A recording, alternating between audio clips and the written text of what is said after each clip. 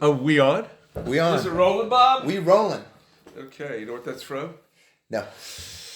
Nashville Skyline. Bob Dylan, like 1968 or something. He made a country album. Johnny Cash is even on it. That's the one that I've seen the video on YouTube where they're performing together. Yeah. Probably playing one of the songs on there, but... Girl from the North Country. And North Country Fair. And somebody says, is it rolling, Bob? And they start playing. Anyway. So we're started. And this is episode 5 of the Victor Stabin Project. Yeah, I'm doodling. So we can take one of the doodles I do from this. And put it up. Put it up. See? Yeah. That'll definitely happen. So, we're starting off here, and we like to make these little podcast topic lists that help us kind of put together everything that happened during the week, because there's always like little things. There's so many projects going on at the same time with you. And we thought we were going to record a video podcast today, but we're not. Because the camera got delayed. Things happen, and the camera was delayed. Delayed outside of the schedule of the time we... Camera's not here. It's not here. Yeah. So, to all you beautiful listeners out there, pretty soon, not this episode, but... And we say beautiful in the truest Hollywood sense of the word. Okay, go on. Truest. We got to move on from that topic. You make a plan, and it doesn't work out. How do you make God laugh? Make a plan. That's right. So the second thing on the list would be, you've mentioned twice about hiring a gallery employee at the Stabin Museum. Yes. What's your vision for that? Well... why do you need one? What's the problem? I think it slights my work if I'm selling it myself. I think there's a expectation of me actually working and making work, not doing the sales of it. And since I've been in this DIMM mode, do you want to go through what DIMM is? It's did it myself, motherfucker. Okay, I didn't say that. He did. Anyway, I told him what to say. What happened is we put this place together over the last 14 years. The building is a bit of an art form, and we opened up about a year ago, and I thought one thing will lead to another. The right person will walk in and say, oh, this is a dream job. That hasn't happened. You walked in, and we're working together, and that does happen, but you can't rely on it. So I need to get somebody who I would call a gallerist, and they have to be, they have to have a affable selling personality, and they have to be one of these people that realizes that sales is half a life. I believe that. So I'm looking for somebody, and the problem we have is we're in Jim Thorpe, so it's a little bit of an oasis culturally. And to put an ad out for somebody to come here and work, they might love the opportunity, but it might be a geographic imposition. And so I can just imagine gallerist advertisement at the market, at the grocery store on the other side. Yeah, but the problem is you never know. It's like you never know. live closer to the market than anybody, right? So, but if you would have you just shot yourself in the foot. But if you would have had a poster up that said you were looking for what I do, I don't think that I would have seen it. You never know. You just never know. But the point is, we have to be more aggressive about finding somebody, because I really do have to get back to working as much as possible. I'm overwhelmed. I'm overwhelmed with the animation. I'm overwhelmed with wanting to get back to painting and the curriculum concept and pushing that forward. I can't be taking off 2 days. There's just more and more to do sales like and more and more things. Yeah. Well, the same things are mounting up, and they're getting old. And once they start to get old, they look like they're being left behind.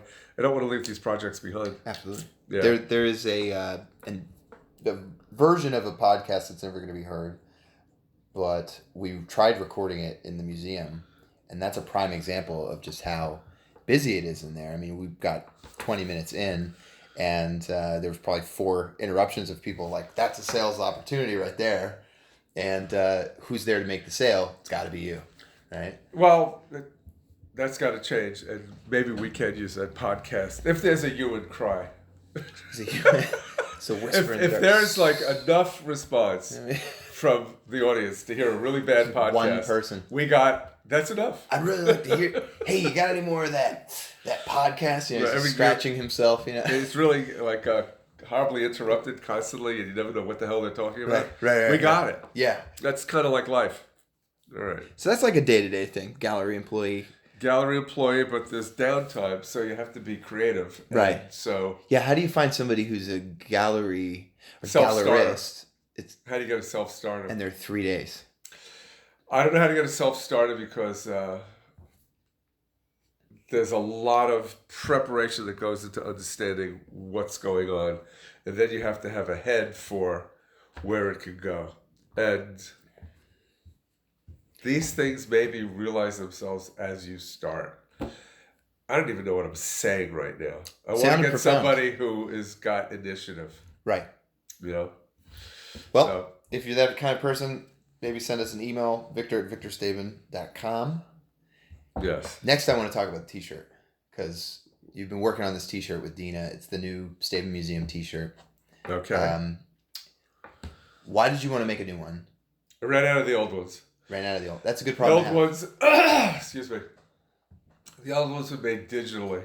And the digital process of applying ink to a shirt isn't as attractive as the age-old solid color silk screen. It's just not as durable. And it's not as durable, and it's not as reliable. You never know what's going to happen when you're getting inkjet shirts made. I haven't given up on it, but I haven't succeeded at it yet. So I wanted to make something that was kind of bulletproof quality-wise. And so I made the separate black and white plates for two colors being one plate for being white, one plate for being red on a black shirt. And I gave it to Dina. Dina's from Mock Chunk Ink in Jim Thorpe. She sells her own line of t-shirts and makes them in the basement. There you go. So they're showing up, and I think they're going to be gorgeous. And I ran into somebody about 30 miles away who was wearing my shirt. Really? Yeah, it was so great. When did that happen?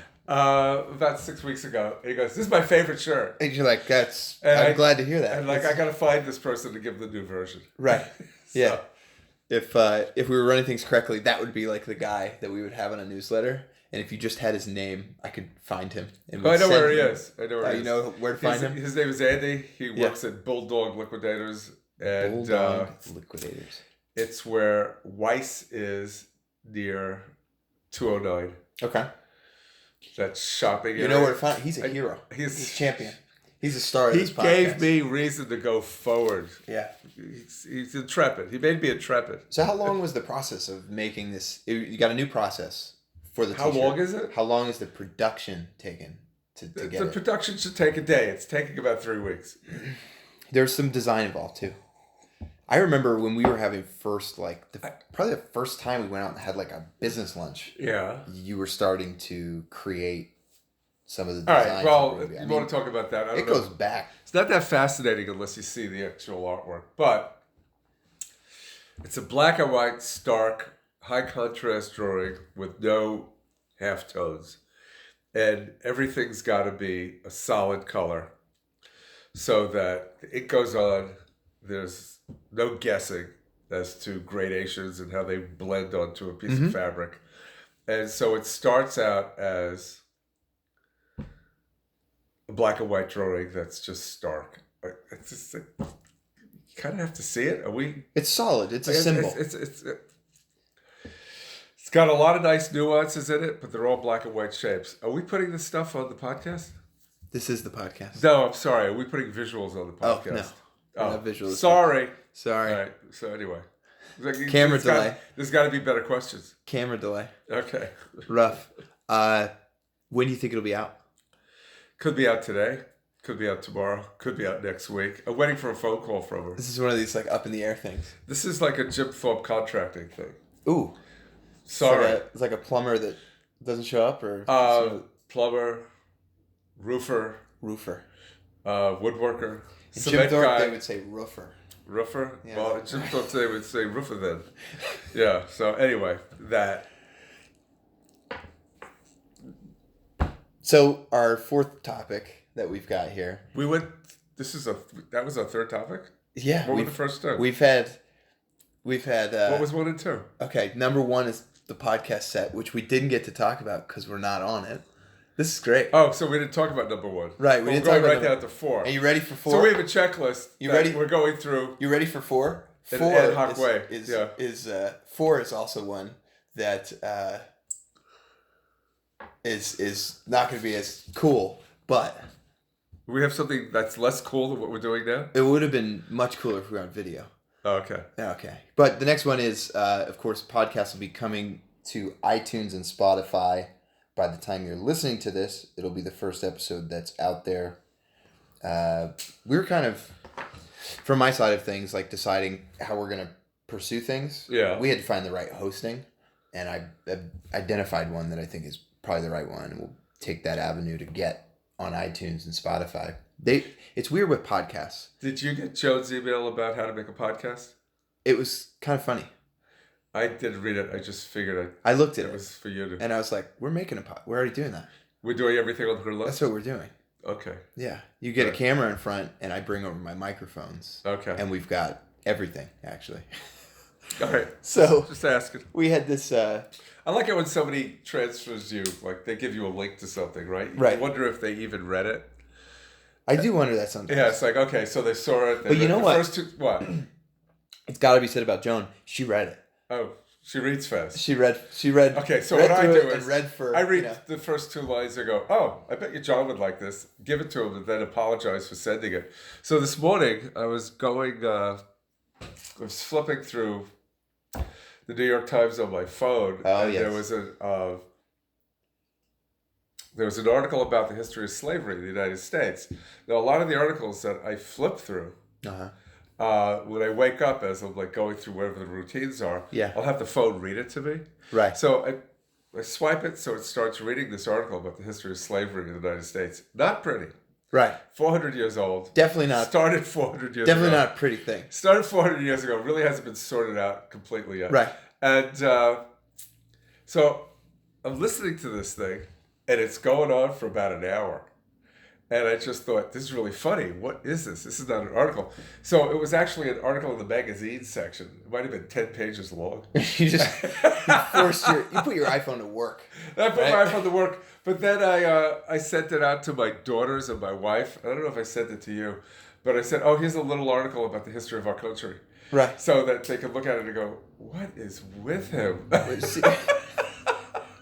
Thing I got was conservation. By Carl Safina. Yeah. Yeah, I read quite a bit of that. It was cool. Was that brief or was that... Because... It was brief. Yeah. It wasn't too much. It wasn't a 10-page magazine that Yeah, was it read was to me brief over an compared to- hour yeah. by my phone. You know, it wasn't All that right, so long. Dr. Carl Safina, PhD, world-famous preservationist, television star, Someone you're a big fan of.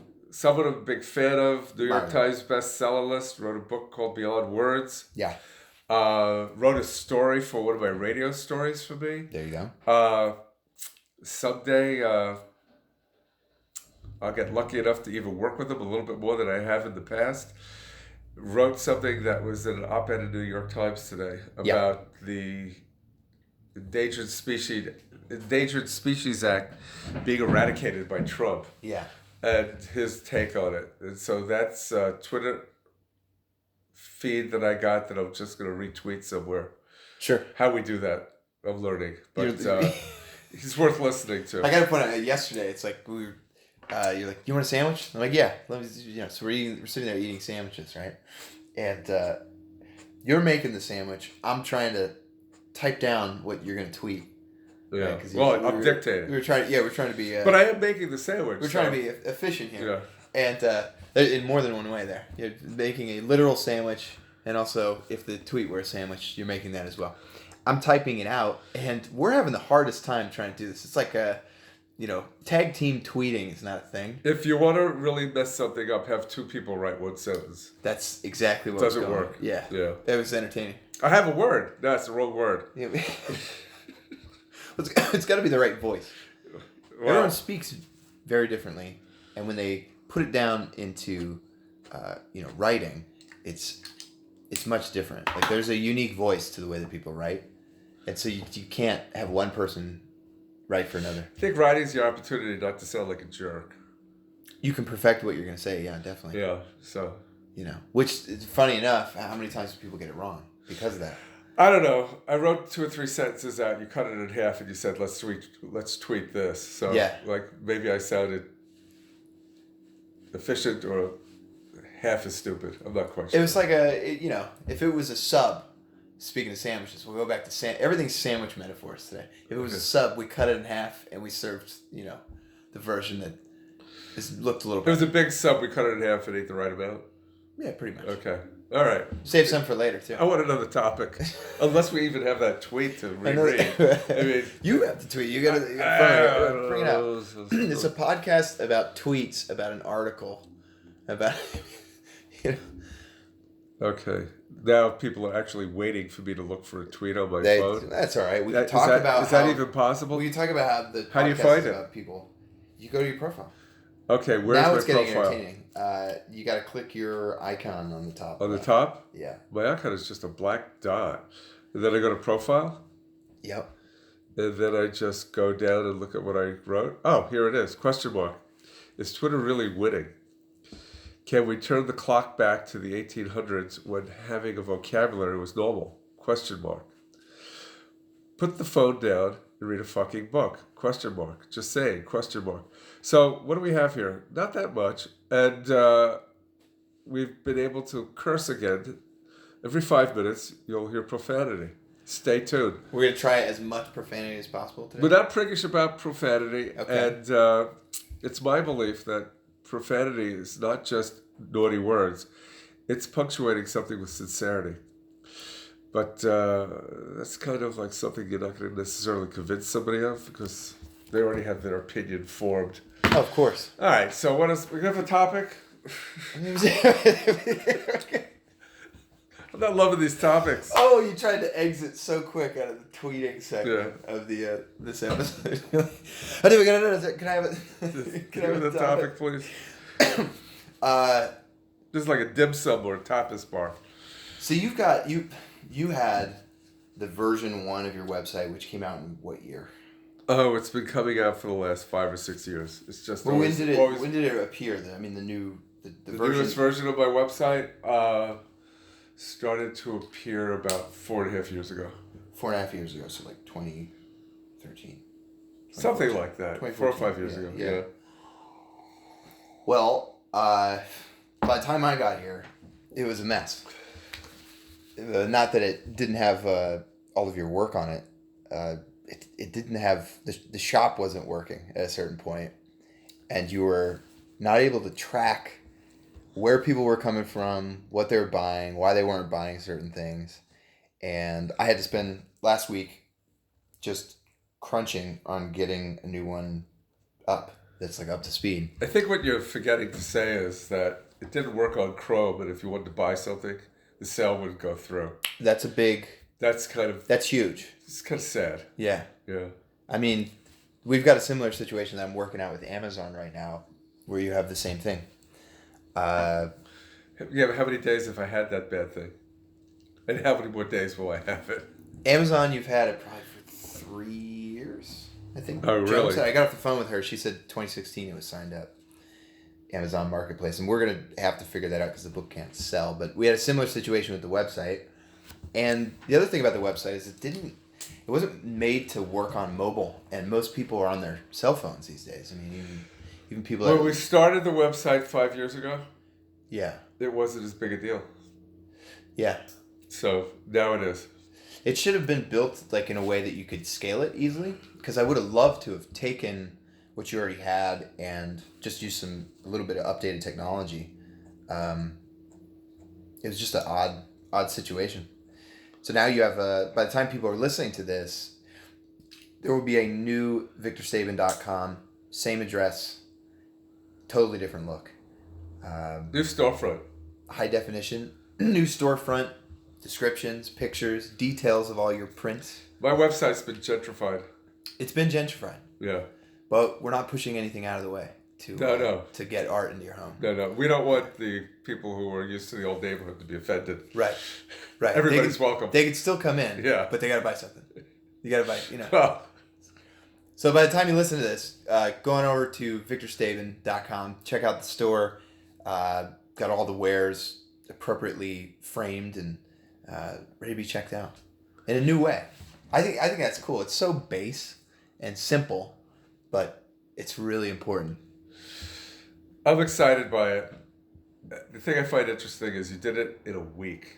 You said, I'm going to do this in a week, which I just thought was silly. But you did the bulk of it, and now we just have to tweak it. Constantly, yeah. So, there's so much more. Hey, if anybody goes there and there's something wrong, just email me at victorstabin.com and tell me what the hell's going on. So I can tell John. I already have, and this, this podcast is not recorded the same week that it comes out, so...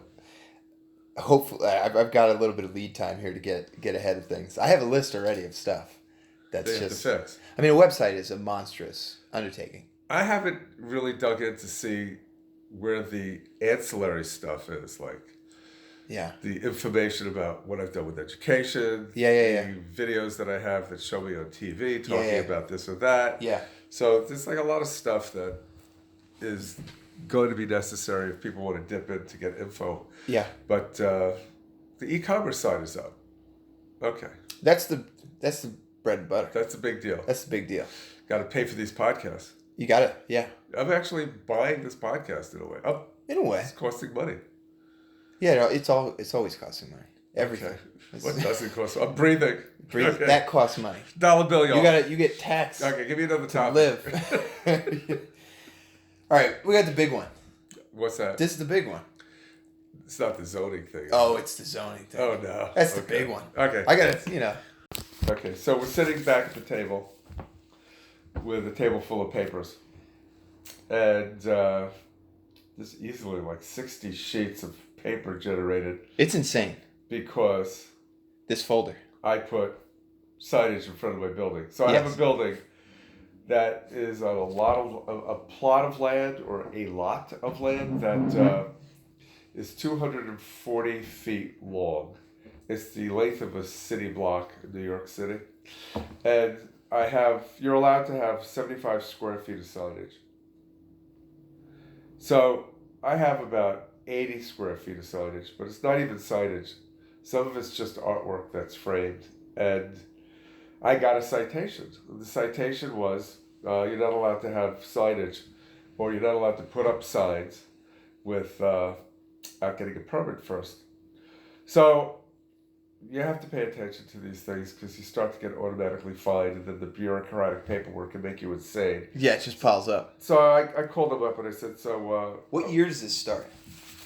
Well, you're telling me it started in 2007. There's a piece of paper in here that was like 2008. Okay, so here's a consent decree. About what? That just says I'm allowed to have a business that's open to the public.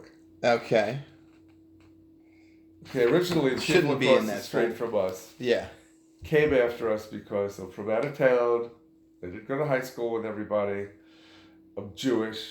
So tall, this is kind of part of it. I'm an artist. This goes. I'm like the other, okay? Okay. And and I know that if anybody else wanted to open a business like I wanted to open up, if they went to high school with everybody who lived down the block from me, everybody would have said, hey, that's what he's doing. Good luck. But there you go. They came after me. They had to have somebody to hate on. And so for a year, they made us go through the court system. And after a year, we won.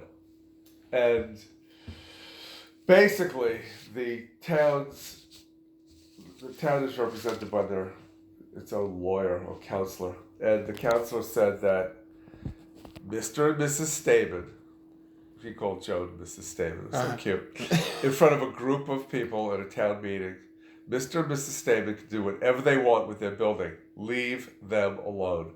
So we did whatever we wanted. And for 5 years, we had a restaurant. Then we closed the restaurant for 5 years. And we had a restaurant in the gallery. We opened up about a year ago, and we no longer had a restaurant in the gallery. We have a restaurant in a museum now. I went to the Daley Museum in Florida, and I said, I'm going to have my own museum. We're going to call it the Stabin. Yeah. So we opened up again, put some new signage up. I got a citation about the signage. They couldn't stop me from having a building that was commercial, but they could harass me about the signage. So eventually, we won this situation. That's a little bit of a long story, but okay. So we're sitting here at a table that has stacks of paper. As you could cover the table. You could cover the table. You could like cover a king size bed if you tiled the bed. Yes. With these pieces of paper. Absolutely. And so there's this one guy across the street. He's got a little bit of an irritation about us, and he has generated all this paperwork. And the funny thing is, he put me through some changes, but he put like one guy who was initially representing the zoning board. There's a whole borough office of people who were talking to me. There's 2 lawyers that have to get involved. One that represents me, one that represents the borough of Jim Thorpe. Uh-huh. Then we have to sit down and we have to have a meeting about it. And no less than 9 people were at this meeting, and they were talking about my signage. What is my signage? Is it my signage or is it art? The last one that I was at was entertaining. It is entertaining, and you have to have a sense of humor about it. You do. Yeah, if you don't have a sense of humor about it, you could sort of like fly off the handle. But it's sort of like one day at a time. I'm going to deal with this. You don't get like 60 pieces of paper all at once. You get it a little, you get it in degrees. And so what I found out about signage is if it doesn't have words, it's art. So a lot of my signage started to not have words. It became art. And the stuff that did have words on it, I attached definitions to the words. There's a sign in front of the building that says the Stabin Museum. I have the definition of the word, the definition of the word museum, and I have a definition of the word signature because Stabin is written out in my signature. And so when we went to the zoning board, I presented this as a piece of art. I said, you can look at it as if it's a sign, or you can look at it like it's a piece of art. And it very much is emblematic of the work that I have inside my book, Dadle Doodle, which is chock full of different definitions of like words that I culled out of the dictionary that are just unusual words that I wound up illustrating. And you're at this meeting. I'm at this meeting explaining the process of this, the book, the things that you're interested in that influence your art, and there's silence around. I'm sitting at a zoning board meeting thinking I'm really fascinating. Everybody in the room is bored out of their mind. I'm talking about my art as passionately as you can. I'm talking about the fact that I find inspiration verbally sometimes. Right. And reading the dictionary has given me all these different ideas that got turned into this book, Dadle Doodle, which I didn't bring to the zoning board meeting, which it was a perfect opportunity. I spared them. But I started attaching the definitions to signage outside the building. And they're just looking at their watches. Anyway, it comes to the point of reckoning, and everybody who has to decide leaves the room. They leave the room and they come back in 10 minutes. They come back in 10 minutes and they tell me that my signs aren't signs. My signs are actually art. And that I'm entitled to put up twice as much signage that I've actually already put up. Because some of my art is signage because of the amount of type that's on it. And so instead of being knocked back and having to get a variance and pay more money to have more signage allowance, they gave me back a $600 fee that I had to give to the borough to apply for a variance. And they told me that my signs are art and I could put twice as much up. I already said that, so I'm repeating myself. And the upshot is, while this whole thing is happening, and we mentioned this before, I started putting signs, artwork all over the town. It could be thought of as signs, but it's artwork. And this is kind of what birthed that, is this what's going on with Well, this. this little bit of adversity, I turned lemons into like a lemon tree, and I made truckloads of lemonade. Right. So what happened was we have these signs now that have characters from Dadle Doodle with an arrow pointing uptown. It's a small town. It's about a mile from the base of town to where I live, where my museum is. And I put up about 15 signs with arrows pointing uptown. People, salt and pepper through the walk. And so people started coming up immediately. And now people are actually coming to me and going, "Can I have a sign?" Yeah. So it's turned from about 15 signs to 30 signs, to the point where I'm worried. Like Jenny told me, if you have too many signs, people will stop actually seeing them. I'm worried about the green-eyed monster going, "Wait a second, this guy's doing well because he's stuck it to the man, and he's got these signs everywhere now. What can we do to come after him, because you can't get away from the signs?" So that's the paranoia, the paranoia part. But the reality part of this whole situation is a lot of people are coming by. Yeah. And there's this other part of like life as an artist where you are constantly trying to figure it out. And it is, how do you get people to see your work? How do you get noticed? And you can do 10 things, and 10 things don't work. Right. But you are who you are, and you keep persevering. And so everybody's looking at me doing this, wondering, like, is this like another like affectation of your ADD? And it worked. And so all of a sudden I look like a marketing genius. Right. But I'm just like the little engine that could. I just kept on trying. And so it's funny, I put up 4 signs last week. I just made another 2 signs. I have 8 signs that I could be putting up, but kind of like trying to address other things that I'm doing. Right. You've become the sign guy. I am the sign guy. You're going down a well, you tell me. You were at Notch 8. What happened? That's one of a few times, a handful of times, just in the past month that I could probably talk about. What's Notch 8? Notch 8 is a bar along the road down on Broadway where the Stabin Museum is located. It's a small town, so you got one road. It goes all the way down. And these signs are littered down around there.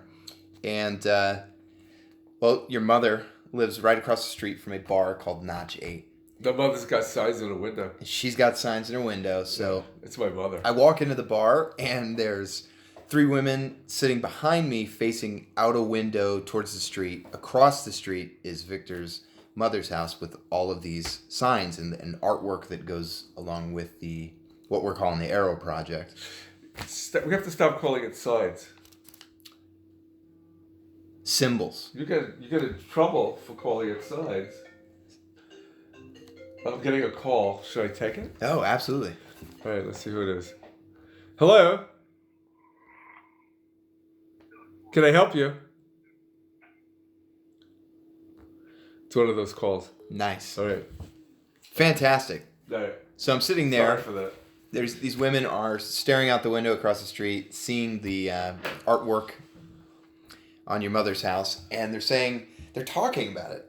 They're saying, "What are those? I've seen those all over town. What are they?" Right? And I'm just kind of biting my lip, sipping my beer, and they're saying things like, the one of them says, "Well, they're there because it's for the State Museum, that place, and it's got that artwork everywhere, but it's so far up there, and so that's why they have this." And I'm like, okay, so they're going through the motions of figuring out what's good about it. That's one time where I've heard somebody speaking about it. Others, I've been on my way to work up to the building here, and there have been people walking up with their family, tourists. It's a tourist town. Looking at the signs, saying, "Oh, there's another one," and I'll say something to them like, "Yeah, keep following it. It's a good trip. You like what's at the end." It's this thing that people are talking about. Well, we're only often. open 3 days a week. Friday, Saturday, and Sunday. Yeah. But people are following the signs 24/7. The other day, I got a call on Tuesday. Somebody followed the signs. If you follow the signs, you get to the door. Oh, this is a good one. It says artwork can be viewed by appointment. Call. So anyway, they call up. They said we followed the signs, and then we had to walk back, and we wanted to see the artwork.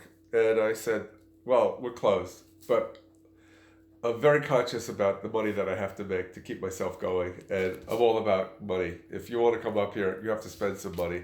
I'm going to have to sell you a book. You're going to have to enjoy what you see. You're going to have to appreciate it. It's all about money. Can you hear me?" And they said, "Yeah, we hear you." And I said, "So where are you now?" They said, "Well, we're downtown at the Broadway Cottages, or whatever that little hotel is." And I said, "I'll come pick you up." And so I go and pick them up. And I got out of the car. What? There's a simultaneous story. This is like the Quentin Tarantino cut scene where you have two videos. Yeah. You go to pick them up. Yeah. I go into the museum to get it ready to go because it was closed. This is oh, the they whole actually thing called us while we were in the car going uptown. Right. Right. Okay. So that's the whole. So you get out of the car, you turn everything on, lights are on. And meanwhile, you're on your way. I'm getting the people to come look at the place, and this is not atypical. But they came in, they really loved what they had seen. People are calling up because they like the artwork, okay? Yeah. So it's like, all of a sudden, it's not a random moment. It's a built-in audience because they are aggressively interested in what they've seen attached to the artwork with the arrows.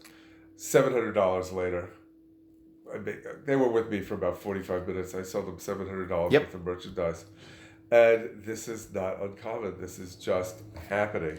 It's a thing that, like, you made a little bit of investment to put signs out. Yes. But if they stay up longer, it will have paid for itself, for sure. It cost me a couple $1,000. They're nice signs. They're made with signage material. It's vinyl. That's laminated on a metal plaque. They're stealable. 2 of them have been stolen so far. One, I think, questionably, was stolen. Oh, that's the third one. That's the third one. Yeah. Well, the third one we could talk about. There was a sign that went missing. Yeah. At a location, one of the locations that we had placed it, and we were in the car together, and you go, "Stop by this house. Go see what happened to that sign." So I knock on the door.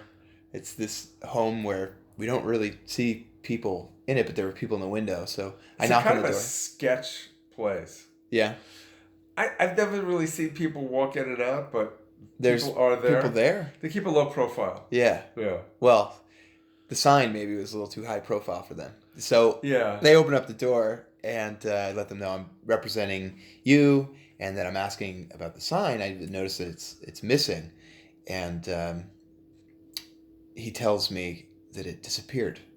The first person, the older gentleman that was there, he goes, "It disappeared. It's just we walked away." And I'm like, "Okay." So I let the guy go, and I come back to the car, and you go, "Well, strike while the iron's hot.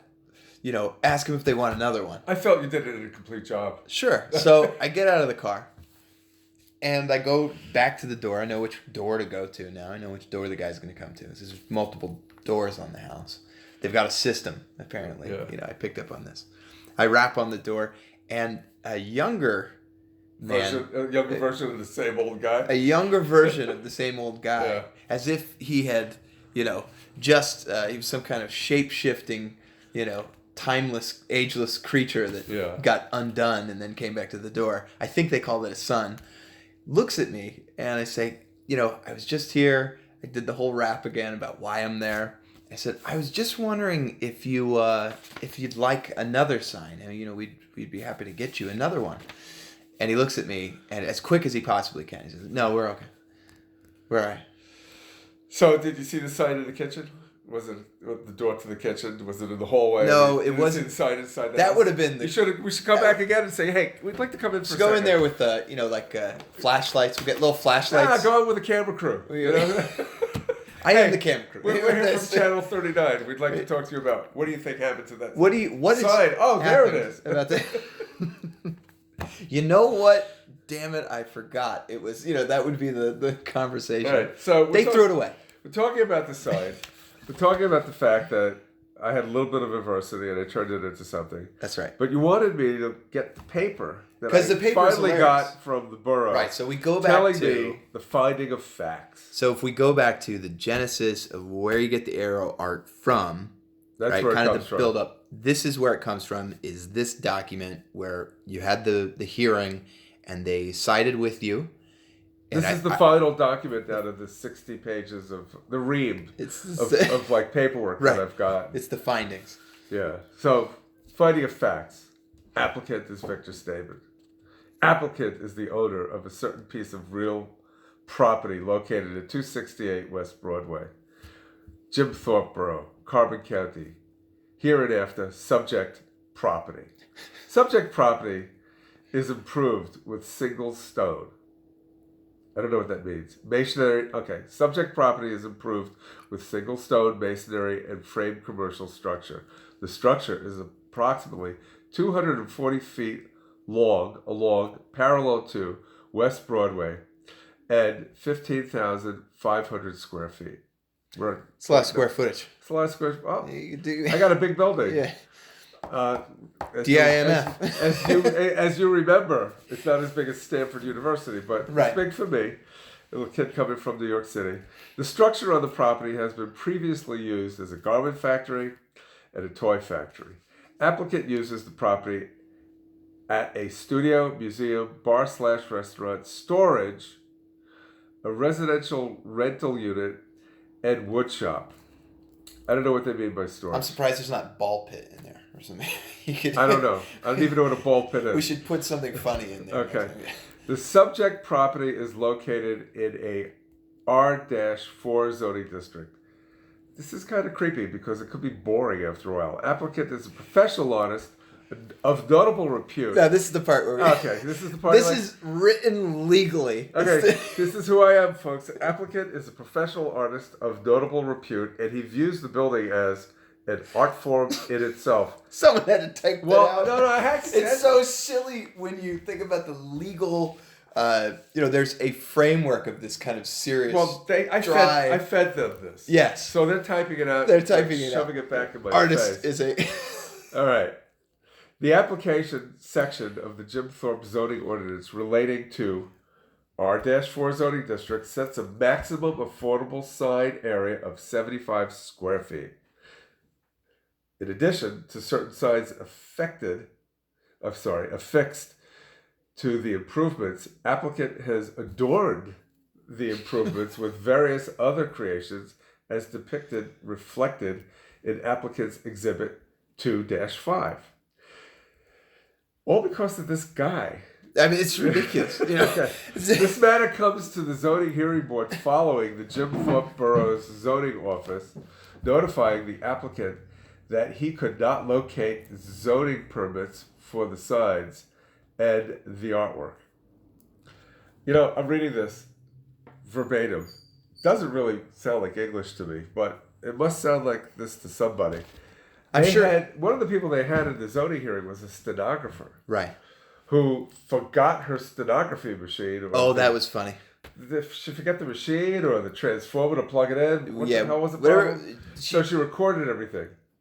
Yes, she recorded everything. But then did it later. But the best part is there's a gap in there. I know there is a gap in there. What do you mean? Because she put her phone down to record, right? Oh, had it right space. But she didn't know how to record audio on her phone, and so she has her iPhone or whatever smartphone it was on the table, recording video. Oh, that's too dense. And it's the file size is too large for the phone to kind of keep up with, and this is 2-hour meeting, and it died at some point. Another guy started recording, but they don't have the whole thing. Well, this is what we have from them. This matter comes to the zoning hearing board following the Jim Thorpe Borough zoning officer notifying the applicant that he could not locate zoning permits for the signs and the artwork. Applicant filed an application for a hearing raising two issues. First, applicant asked the board to determine whether his creation affixed to the improvements constitute signs of art. Signs of art. Holy shit. Civilization. Signs. Load your guns. Of art. I see culture. Give me more ammo. Additionally, if they constitute art, whether or not that art is subject to the restrictions of the borough's zoning ordinance. Secondly, application for a variance from the zoning ordinance limitation of 75 square feet. Well, let me address that by saying this. I have a 240-foot length from one end of my building to the other end of my building. Mm-hmm. And most of the buildings here, if I'm really being kind, have about a 20-foot length. There's a lot of very narrow buildings here. That's pretty much how they build it. Yeah, and so, excuse me, I have 10 times the amount of space. So applying for a variance, application for a variance to increase my signage shouldn't be an outrageous request. I have to pay $600 for that. Anyway, so here I am. Applicant was the only person to testify at the hearing. No objectors appeared at the hearing. Although that's not true. No objectors spoke at the hearing. The guy who came after me just sort of sat in the corner like a lump. He did. Yeah, and I guess he wanted to be there to see if it was actually happening. I don't know what his deal is. This is like his... I know calling somebody a lump is pejorative, but it's kind of getting old and I called him a lump, so forgive me. Lump. Lump.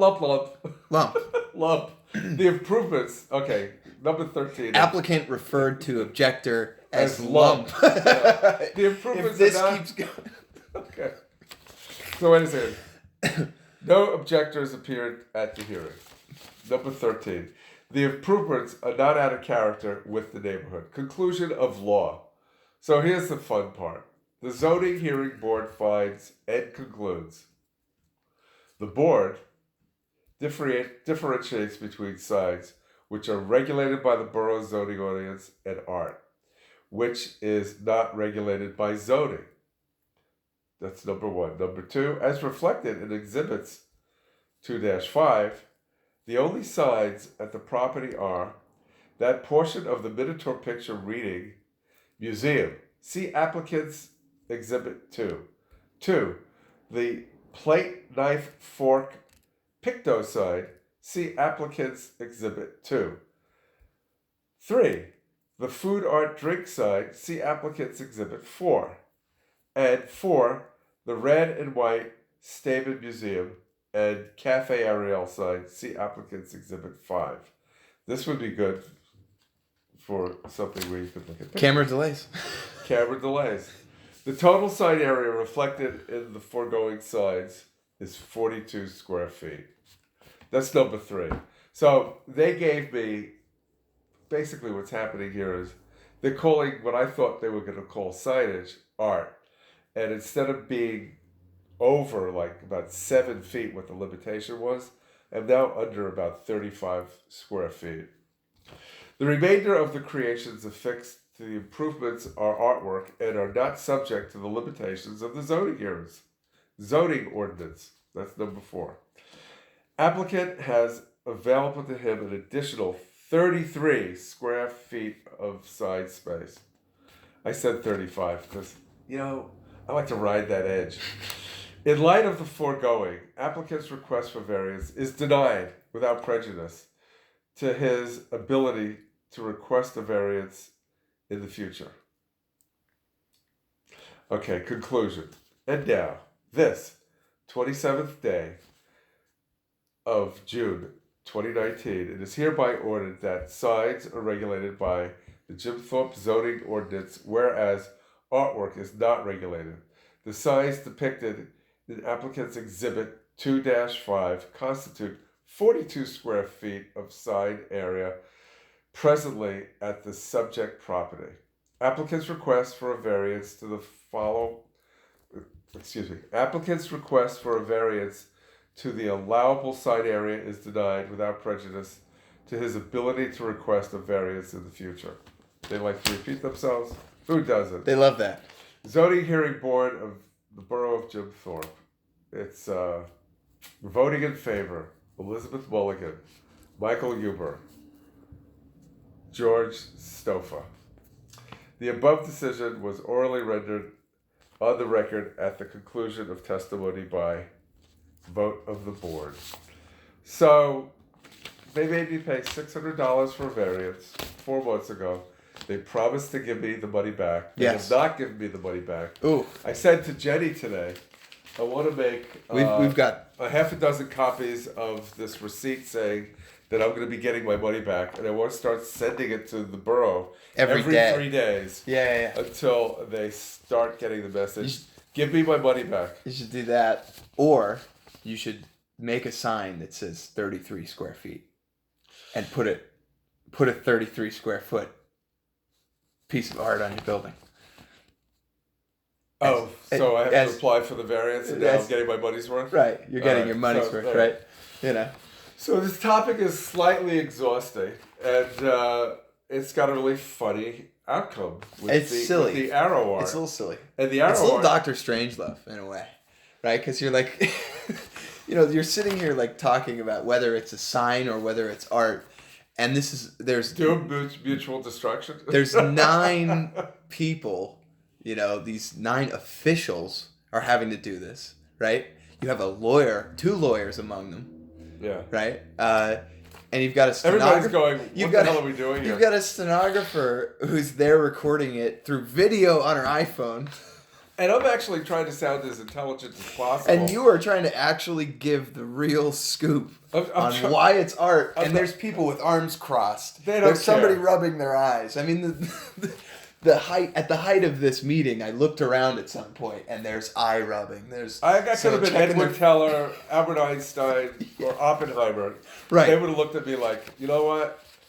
I got to get home for dinner. I don't want to hear this. In fact, they talked about how these meetings should be sooner so that they can get home faster. Yep. It was during the interim. That was their conversation. It was like, oh yeah, I think we should have these meetings earlier. I've been saying that for a while. We really gotta just get these done and over with. Yeah. Well, if you wanted to have some sort of documentary where people were looking at their watches, this is it. That one that's not about watches, and then they're still looking at. Do you find? Well, I'll give you a commercial. Are you finding yourself in zoning board hearings and? Do you need to spruce up your watch collection? You're looking at your watch and thinking, "Gee, I wish I had something that was more attractive," and then, bam, swatch ad. Ooh, someone's gonna steal that. You'd be surprised. It's like the helicopter. Yeah, well, that's so important. I'm pissed off about the copter. Speaking of the helicopter, where's my chopper? It's coming right now. Okay, all right. Should I start yelling? Yeah. Okay. What's the next topic? That is all the topics. We actually ended up right now. No, we have to talk about something interesting. What do you want to talk about? You want to talk about the animation? I want to talk about my $8 pen. Okay. So my kid gives me a book for my birthday, and she goes, start drawing. But the book has got this really wacky absorbent paper that's sort of like artisan quality paper, whatever that means. It's got a texture. It absorbs ink. It doesn't really like a fountain pen rolling on it because it's not smooth. Yeah. So I start using my Mont Blanc pen.